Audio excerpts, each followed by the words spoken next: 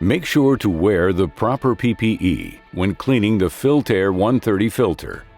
And remember to read and follow all labels and the owner's manual.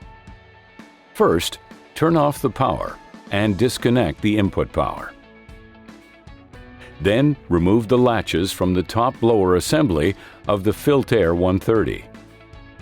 Grab the air line and go inside the filter using dry, oil-free 43 psi compressed air. Staying about 2 inches away from the filter, use compressed air to clean the filter.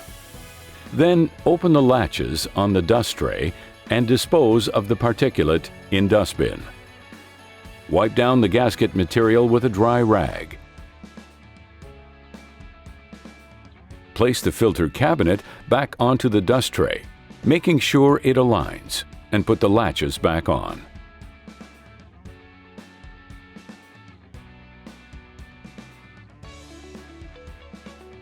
Lastly, place the blower assembly on top of the filter cabinet, making sure it aligns, and put the latches back on. To learn more about Miller Fume extractors, visit millerwelds.com/fume extraction.